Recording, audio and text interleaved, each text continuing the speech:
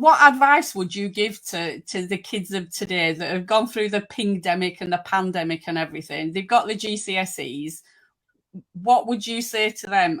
What I've said to my son is, you know, I believe in lifelong learning. Your GCSE results, again, don't define who you are. To be entrepreneurial, to go out, to find out what's going on in the world. And I don't even know how people expect a 16-year-old to know what they want to be in life. I didn't know at 16.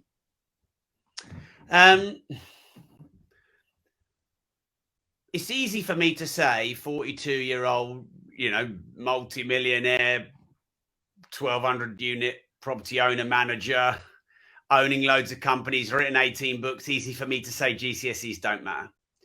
And sometimes I do make, I've probably posted twice in the last 2 or 3 years about how really your GCSEs or A-levels don't matter if you want to be an entrepreneur. And that's always my caveat. But I also want to honor the other side.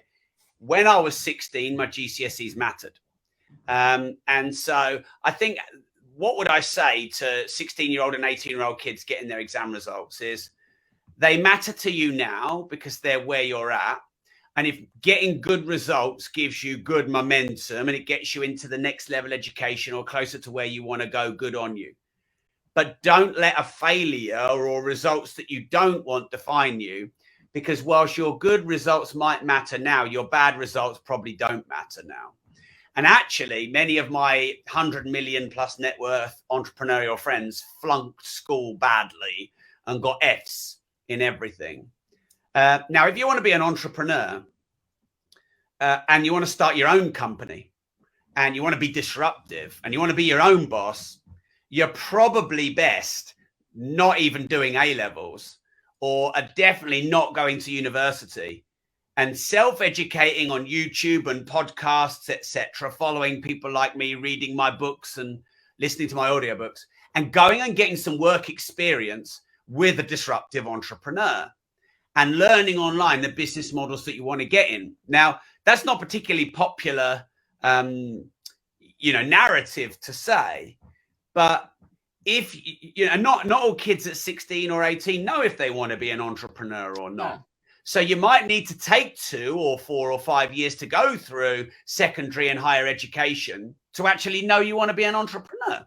So if you don't know what you want to be, you either get more education in the system or you get more work-life experience. But for me, definitely A-levels and university were a waste of time. Now, people say, oh, but they made you who you are and you got the friendships and you learned certain skills. No, I know what it takes to be an entrepreneur. And the school system for me was almost the antithesis of that.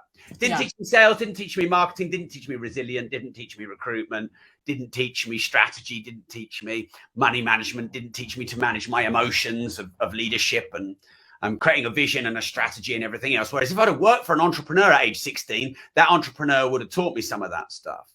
So let me say this again. If you don't really know what you want to do, carry on through the education system, but ask yourself every day, what do I want to do with my life? If you really want to be a doctor, a dentist, a lawyer, go down the traditional route, but self-educate too. Yeah. And if you know you want to be an entrepreneur and you're quite young, then be bold and be brave and go and work for an entrepreneur and go and self-educate.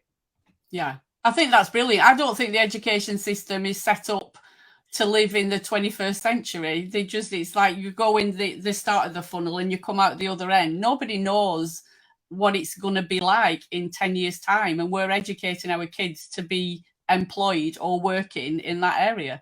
So, yeah, I think that's brilliant advice, Rob. Thank you.